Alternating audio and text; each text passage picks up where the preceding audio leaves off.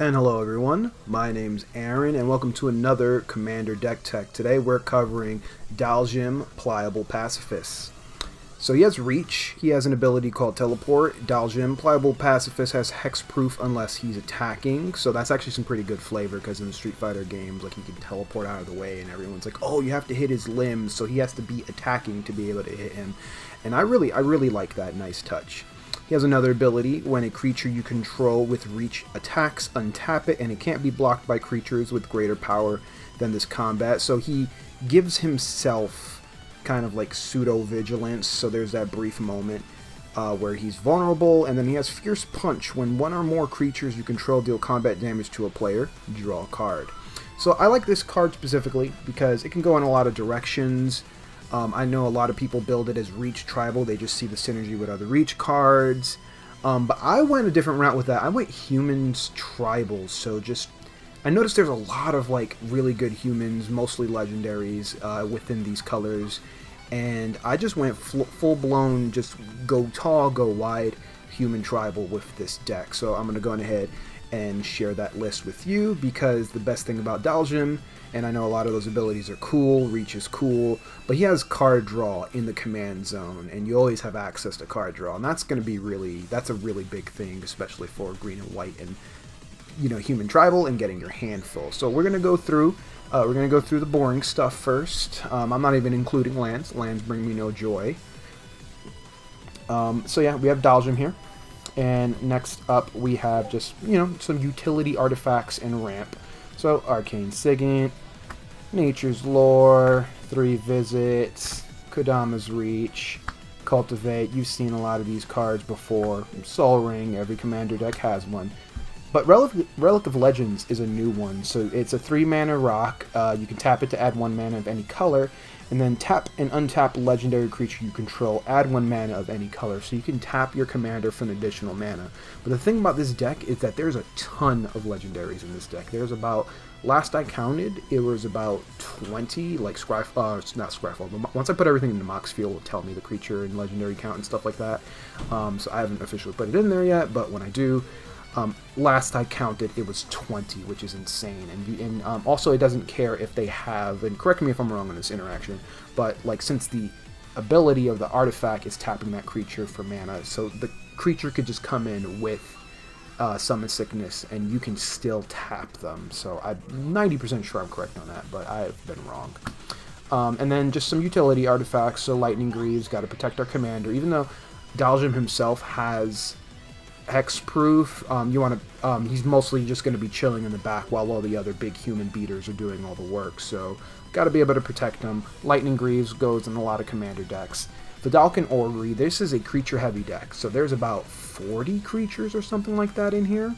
20 of them are legendary, so you're not going to be doing a lot of stuff on other people's turn unless it's like specific removal or any sort of activated abilities. But Vidalcan Orrery gets us around that, and there's a lot of ramp in this deck, so being able to sneak it in and not just tap out Vidalcan Orrery and then do nothing and it gets blown up. So there's ways to sneak it in, but it gives you that flexibility to be able to do stuff on other people's turns. And turns out it's a good card. Who would have thunk? And then we have just some synergistic ramp. So we have Avacyn's Pilgrim, which lets you add 1 white, and it costs 1 green, so that's immediate mana fixing for Selesnya colors. We have Katilva, Dawnheart Prime. She has protection from werewolves, and human creatures you control can tap for mana. And she also lets you put counters on each creature you control. It's 6 mana, it's a lot, but there's a lot of counters strategies in this deck as well. And we'll be covering that. And we have Heronblade Elite, so whenever another human enters the battlefield, you get to put a counter on her, so she grows. And then you can add X mana of any one color, where X is her power. There's a lot of 1/1 counter synergy in this deck. A lot of it's based off of the Selesnya precon that came with Midnight Hunt, I believe it was. And a lot of those cards, there's just a lot of good synergy in here for it. And we have Somberwald Sage. You can tap it to add 3 mana of any one color and use it only to cast creature spells, but like I said a couple times here, there's 40 creatures in this deck, so having a creature in hand is not a problem. And then we just have some standard removal. So Nature's Claim, blow up an artifact or enchantment. Beast Within, destroy target permanent, give them a 3/3 beast. Swords of Plowshare, we're playing white, of course we're going with Swords of Plowshare. Path to Exile, I love this art, it's from the Arcane Secret Lair. Generous Gift, same thing as Beast Within, you want to run these. And then now we're on to our board wipes. So our board wipes are a little flexible, just to be able to protect our board, depending on it. So I have a lot of like modal board wipes in here because we're going to be going real wide with a lot of creatures. So we just, we should be the ones with the biggest board, but you never know what other people are playing. Maybe had a bad start or slow start or anything like that. So if the board's big and we need to destroy creatures mana cost 3 or less, then do it. 4 or greater, then do it. It's a really flexible board wipe, and I enjoy it. Farewell, the new king of flexible board wipes, so you can just exile anything that's problematic. Someone's playing enchantments, exile them. Someone's playing graveyard stuff, exile that. Someone's playing artifacts. You need to you're behind on the creature race, and you don't need to reset the board, or you could just do all of them. You could just absolutely just exile all the things except planeswalkers. It doesn't hit planeswalkers. So we have Vanquish the Horde. It costs 1 less for each creature on the battlefield. Destroy all creatures. So this is a really good one. So next we have, we don't have a ton of card draw in this deck because there's card draw on our commander. And I know it's 1 or more, so you're only getting 1 card per attack. But the times I've played this deck, I've found myself always having a handful of cards. So we have a lot of card draw, but mostly like a lot of smoothers, just to make sure that we're getting the cards we need. So Augur of Autumn's a great one. So it's a human. You can look at the top card of your library, so you can just kind of look at it and see what it is. If it's land, you can play it. And if it's a creature and you have Coven, which is you control 3 different creatures with different power levels. I just want to take a break. I've never noticed how jacked up the foil stamp is on this card until I'm looking at it on this video. Good old Wizards of the Coast production quality. But yeah, you can play lands and you can cast creatures off the top of your deck. And like I said, the deck there's 40 creatures in here, so that's 40% of your deck. So that's some pretty good hot odds of hitting a creature, then casting another creature, then casting another creature. If there's a land in the way and you have to play land for turn. This is one of my pet cards in current standard. I put a lot of my pet cards from standard in my decks. That's just how I build decks, because I like to play cards that I'm familiar with and that also just make me happy. And Augur Autumn's currently one of them. I love this card in current standard. And when you have a ton of creatures and you are in green, which is often the creature color, you want the Great Henge. You want to give your creatures counters. You want to gain life. You want to draw cards, you want to ramp. This card does literally all those things. It's very expensive for a reason. So some more card draw. We have Esper Sentinel. Whenever an opponent casts their first non-creature spell each turn, draw a card unless that player pays X, where X is Esper Sentinel's power. So the fun thing about this card is it goes great in this deck. One, I was not even aware. I would have put this in this card because I thought it was an Artificer. But it's just a human, and I'm like, this thing does not look like a human at all. It's a robot man, but what do I know? It's a human. The card says it's human, and it goes in this deck, and there's a lot of 1/1 counter synergies, a lot of anthems in this deck, so Esper Sentinels, the tax on Esper Sentinel gets really big really fast, and you'll more than likely be drawing a ton of cards off of it. There's other decks that run Esper Sentinel, and it's like kind of towards the end of the game you could just pay 1, but in a deck like this, it's not pay 1, it's like pay 5 or something like that. It can get pretty nutty. Greater Good. Any creature strategy deck should be running Greater Good if you're green, because you don't even need to be a token deck to get ahead on this card. You could just absolutely just draw cards.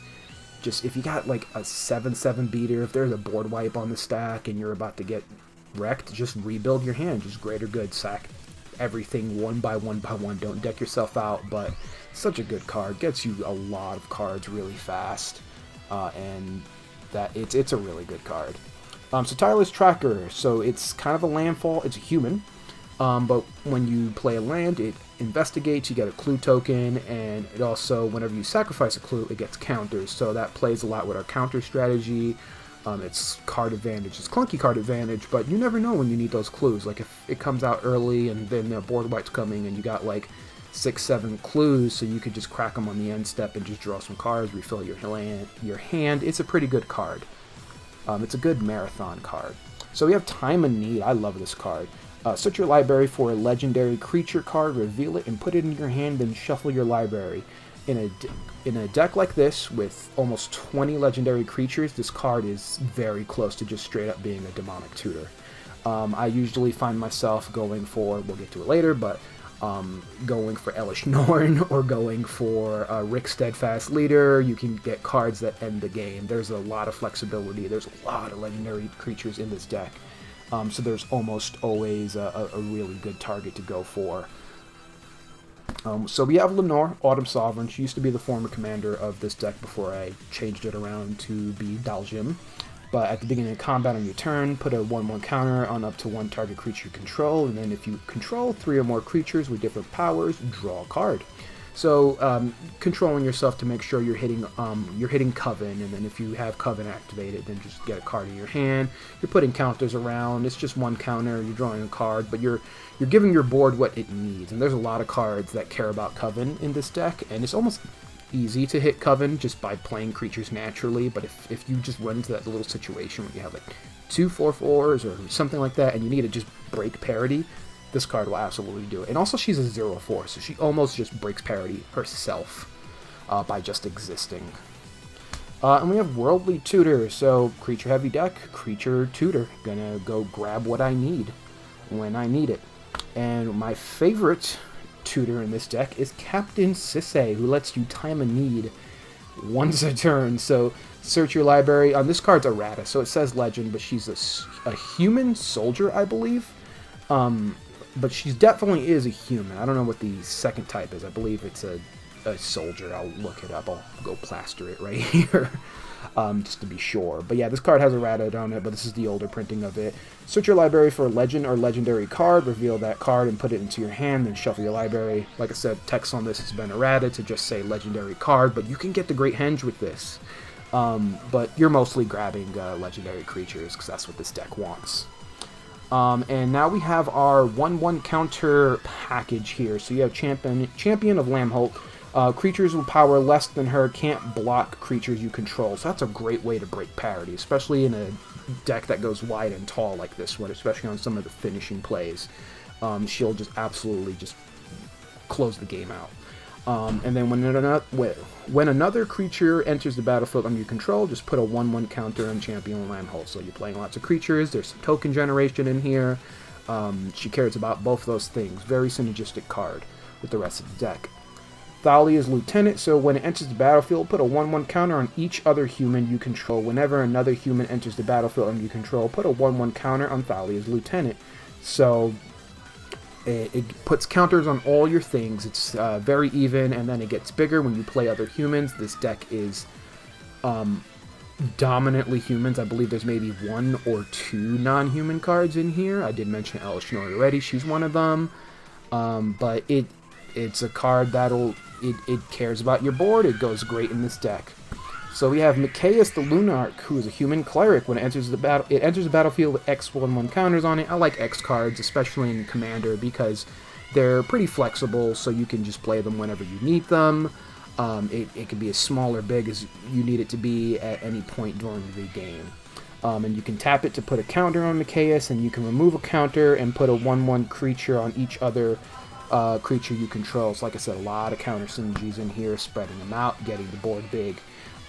Victory's Envoy, at the beginning of your upkeep, put a 1/1 counter on each other creature you control. So each other creature doesn't count itself, but you can just have her show up, put counters on everything, get the board tall.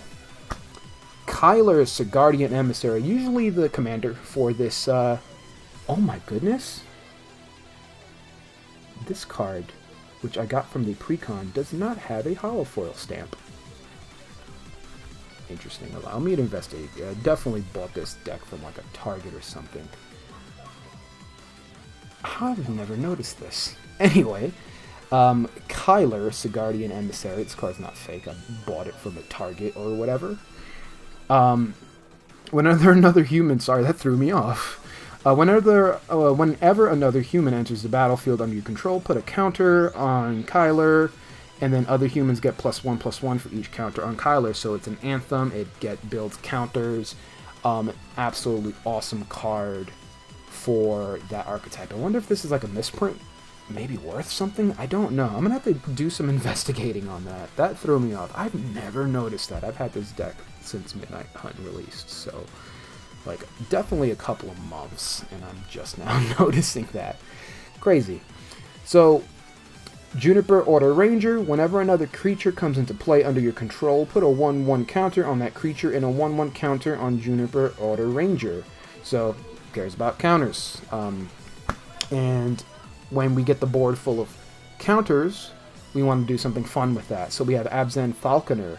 So it has Outlast, which is a mechanic to put a counter on this creature specifically, activate only as a sorcery. We're almost never going to do that. We almost always have better things to do with our mana. That's a very limited mechanic. I remember playing this at Khan's pre-release here, or whatever set it's from. I remember playing it during a pre-release and outlasting every turn and just being a flyer and beating down. But we ain't playing limited, we're playing commander here, because each creature you control with a 1/1 counter on it has flying, so your entire board is flying now. Dhalsim is flying. He's up there, and so we have some of the counter payoffs. So I'd never realized that this is the same dude on the same art. Is it, or am I just...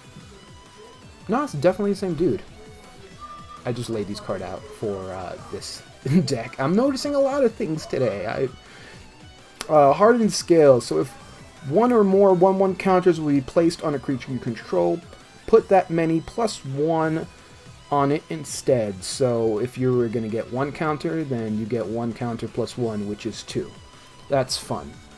Here we have Branching Evolution. So if one or more counters will be placed on a creature, put twice that many instead, so it doubles your counters. And so just to point out, because I learned this the hard way, but the best way to sequence this on the stack, since you're going to get a counter and these are together, you want to do Hardened Scales, resolve that first, and then resolve Branching Evolution. That way you get the +1 counter and then that 1 +1 times 2. That way you're getting 4 counters instead of your resolve Branching Evolution first, where you doubled and then +1. So they're both replacement effects. Keep that in mind if both of these are on the board. And if you have like Peer, Imaginative Rascal, he's not in this deck. He probably should be. I only have 1 copy and it's in a different deck. I'll cover that deck soon or next. But just the important interactions and maximizing your stuff on your turn. And then Cather's Crusade. If you like counters and you like creatures, you're probably running this card. Whenever a creature enters the battlefield under your control, put a 1/1 counter on each creature you control. This deck gets... I show up with the big, like, Warhammer-looking thing of dice when I go to play this deck, because you're going to need it. There's a lot of counters in here. So we have just a little bit of protection, cards that care about humans but aren't humans themselves. They're not all together, but this is our token package. So Sigarda Heron's Grace, she's flying, and you and humans you control have hexproof, so the you part is important in case anyone's playing like a cursed deck or something like that. They cannot target you because you yourself are a human, and the card is looking out for you. She also has exile a card from your graveyard and create a 1/1 white human soldier creature token. So you can just instant speed, just exile something, turn whatever's in the graveyard. There's not a lot of recursion in this deck also, so anything you don't particularly need, like there's fetch lands in here, so if you already fetched a land and you're done with it or anything like that, just exile it, make a human token, trigger any of the 800 other things that care about tokens and people. We have Maja, Bredeguard Protector. Other creatures you control get +1/+1, and whenever a land enters the battlefield under your control, create a 1/1 white human warrior creature. So you get to make tokens, you just get payoffs for just playing lands, which you're going to do. There's fetch lands in the deck. There's not a lot. There's just I believe the one, goodness, Wooded Foothills in here. Not Wooded Foothills, I got the wrong. Windswept Heath. I know my fetches, I promise you. I just have scatterbrain. But yeah, so there's fetch lands on here, but you're gonna play lands. It costs you nothing to play a land, and you're gonna do it anyway. This is Commander. You're getting tokens for playing lands and just doing what you're supposed to be doing in Commander anyway. We have a card that's in Standard right now. I actually really hate this art on it, so I might swap it out for the regular one. I just don't like these black and white looking arts, but it's the one I had. So she has Vigilance, and her power is equal to the number of creatures you control, and whenever you attack for each opponent, create a 1/1 white human creature token that's tapped and attacking that player or planeswalker they control. So in the game of Commander, this card does work in, absolutely does work in Standard, and she is even better in Commander because you can attack with anything. So even if you attack with one token, then you're getting, you know, 3 tokens, or even if you're into 5-6 player games, which I've played before, and they're all miserable. But if you're in that situation, then she scales with that, so it's pretty good. And then we have Trin, Champion of Freedom. She's a human soldier. She has partner with Sylvar, Devourer of the Free. We don't have that because that guy is Rakdos colors. But her thing is pretty good. At the beginning of your end step, if you attack this turn, you create a 1/1 white human soldier creature token. This deck's all about going wide, going tall, and attacking, and you're getting rewarded for what you're doing already, and you're getting synergy. Pretty good. So we have Dr. John Stewart, who's actually Torrent's Fist of the Angels. He has training, and whenever you cast a creature spell, create a 1/1 green and white human soldier creature token with training. Training means that when they attack with a creature that has higher power than them, they get a token, or excuse me, they get a 1/1 counter. So it gives you counters, it gives you tokens, it helps you go wide, it helps you get tall. We have Seraph, the Viper's Fang, which I did not realize was a human until I started building this deck. Other tapped creatures you control have Death Touch, and other untapped creatures you control have Hexproof. So fun thing this does, it gives Dhalsim Death Touch, and then Dhalsim gives himself, just because he has Reach, like pseudo Vigilance. So it has, like, there's that brief moment where he untaps himself, where he has Death Touch. Actually, I think that's a non-bow. But you can untap another target creature or land you control. There's no, like, there's no Gaia's Cradle. I don't put those kind of cards in my deck most of the time. But you can untap a land. You can untap... there's a lot of cool stuff that you can do with it.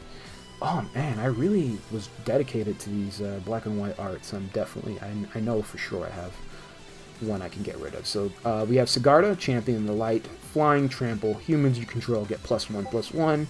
And when Sigarda attacks, if you control 3 or more creatures with different powers, that's Coven. Look at the top 5 cards of your library. You may reveal a human creature card from among them and put them into your hand. Put the rest on the bottom in any order. So it's just effectively card draw. You get to attack. If you have a Worldly Tutor, you can just pick and choose what you want, and whenever she attacks you, and she has Flying and Trample. So it's kind of easy to get around that. There's certainly going to be someone to hit, and then just get a human, put it in your hand. You just roll the dice. Heron's Grace Champion is a human knight with Flash and Lifelink, and when it enters the battlefield, other humans you control get +1/+1 and gain Lifelink until end of turn. So this is a tricky card. You can declare attacks with open mana, and someone's like, oh, no blocks, or they choose their blockers, and you can make the combat step weird. Flash it in. There's a lot of lifelink in this deck. It's not even a life gain deck, but whenever I play, like, there's been plenty of times I've had over 70 life or something like that. Ridiculous in this deck, because when it gets out of hand and all the life you gain, it can go sideways real fast for other people. That's good for us. So we have Sirach the Hunt Caller. Formidable. At the beginning of combat on your turn, if creatures you control have total power 8 or greater, target creature you control gains haste until end of turn. So this is haste on green that pays you off for having 8 power in a deck that goes wide. So you're basically just giving one creature haste every single turn for 4 mana. This is a really good card, and I'm shocked that it doesn't see enough presence in Commander. I love this card. It's so good. So we have Sagardian Zealot. At the beginning of combat on your turn, choose any number of creatures with different powers. Each of them gets +X/+X and gains Vigilance until end of turn, where X is Sagardian Zealot's power. So just going wide, going tall. Grand Abolisher, which is one that people moan about, but I love this card. During your turn, your opponents can't cast spells or activate abilities of artifact, creatures, or enchantments. It doesn't say land, so if they have like Arena or something like that, they can absolutely take you out a little bit. But like you know, it shuts people down during your turn. It protects you. It protects your turn. It lets you do whatever you're going to. If someone's holding, and this happens a lot, where someone's holding removal, and then the Grand Abolisher hits the field, and then they're just like, okay, I had a response to what they were doing, but now I have nothing. It lets you protect your big turns. There's also is like bait for a counter spell. So if you're fearing a counter spell, you drop a Grand Abolisher, and then play the game to your heart's content, because no one can really interact with you. Now we have Wild Beastmaster, so whenever Wild Beastmaster attacks, each other creature you control gets +X until end of turn, where X is Wild Beastmaster's attack, or excuse me, his power. There's a lot of effects like this in the card. There's a lot of redundancy for this. So now we have Bastion Protector. Commander creatures you control get +2/+2 and have indestructible, so Dhalsim is indestructible in addition to having hexproof. That's going to make him very evasive, and Bastion Protector's there to make him big and protect him. Mirroring Crusader, a human knight, double strike, protection from black and green. That's it, but this card is a beater. And if someone's playing mono black, mono green, Golgari, even Sultai colors, this thing will connect. It will do damage, and they almost never can do anything about it. And the amount of times I've just killed people with just nothing but tons of counters on this card. One thing to watch from, and I know someone's going to point it out, it has protection from green, so you can't target it with your own green spells. But a lot of the counters and things like that are very AoE, or an area of effect, so they don't particularly target stuff, and it gets around prot, and this thing has gotten huge, and I've obliterated people with just this card alone, because if they're playing, you know, any sort of green or black, they can't do anything to it. So you have Riders of Gavany, so it has Vigilance, and when it enters the battlefield, choose a creature type. And humans you control have protection from creatures of the chosen type, so this is kind of like a weird, like, anti-other tribal deck. So if someone else is playing, like, zombies or something like that, you can just call zombies, or if there's a specific creature, like an Eldrazi or something you need to get around, it's a flexible card. Call what you need, look at the board.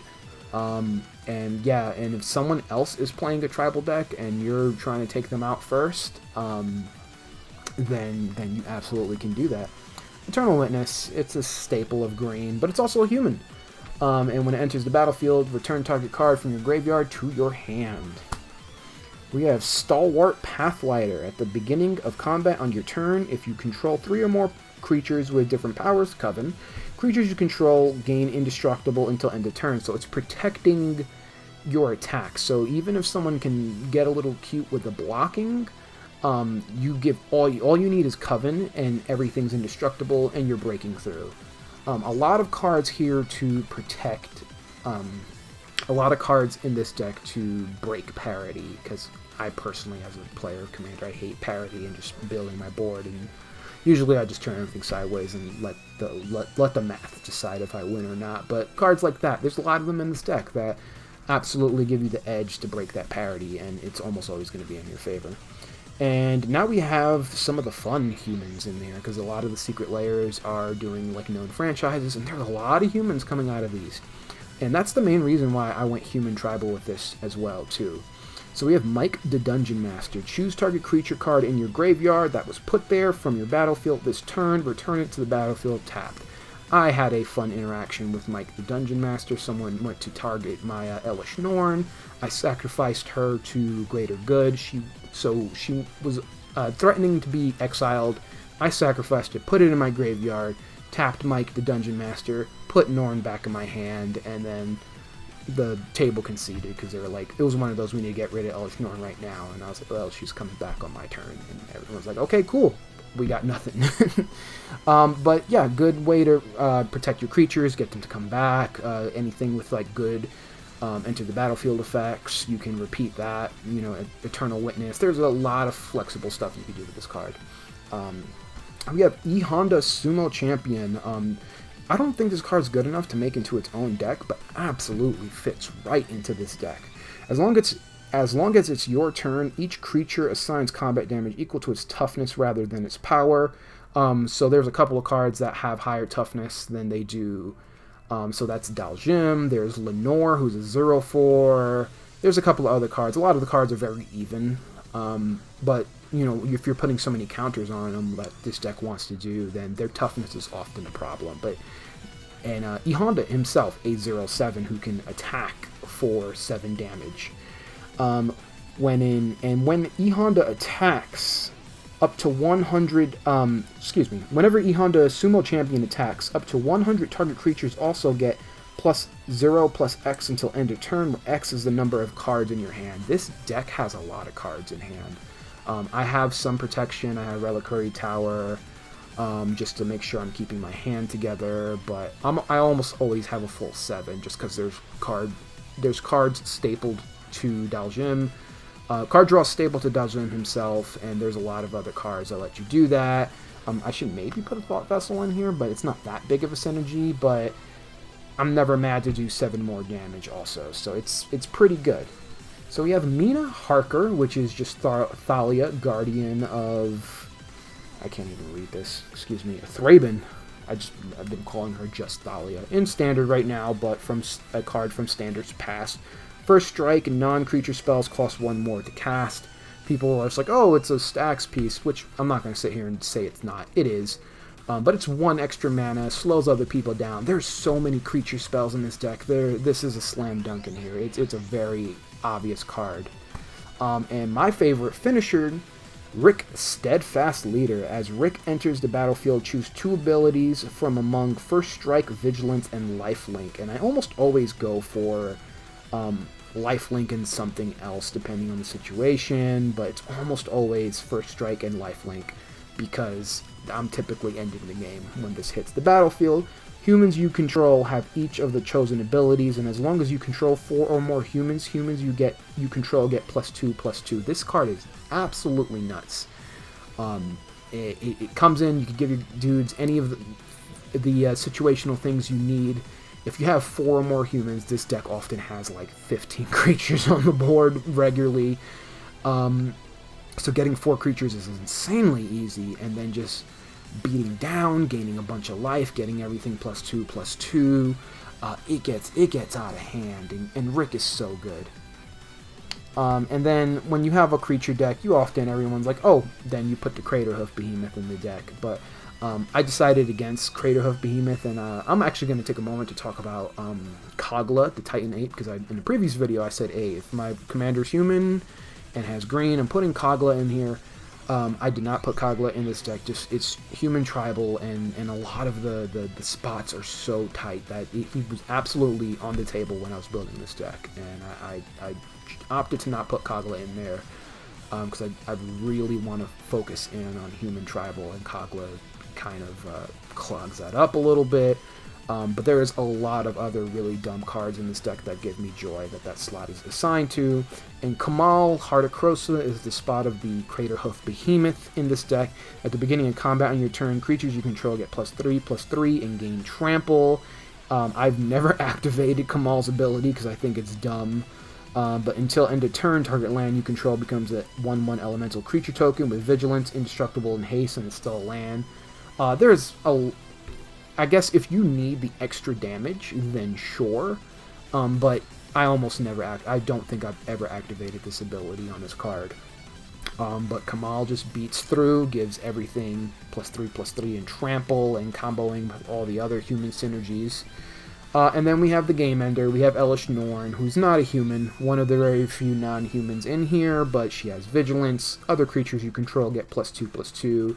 And most importantly, creatures your opponents control get -2/-2. So if they can't answer Norn, the game's going to end real fast. The game has to end. Commander games need to end. Norn absolutely does that. And I love it. And yeah, this deck does a lot of math. And that gets a little overwhelming for me sometimes while I'm sitting there putting counters and doing blockers and things like that. But it's a very simple deck. It's a very straightforward deck. And, you know, sometimes you need that. You don't need all the crazy interactions. You just want to make a big, tall board and beat through. And that's absolutely what this deck does, and I love it. So just want to take a moment to just thank you all for your support. There's been a lot of really kind comments in there, and I appreciate it. I appreciate people watching and encouraging me to make more content. It means a lot. And thank you for watching. There'll be more content for sure. And if there's anything you want to see, post in the comments. I'm absolutely going to build a Transformers deck, because all that's getting announced today. I'm dating this video. They tell you not to date your videos, but there will be more. Universes Beyond, there's a lot of it, and I bet there's probably some cards in the 40k human deck that will probably make an impact on this deck as well, and maybe I'll do an update on it. But that's how it is right now. Like, comment, subscribe, all that stuff that I have to say that they tell me that I should say and I don't like saying. But thank you guys so much for your time. I appreciate it. I said it already, but you all have a great day. Thank you.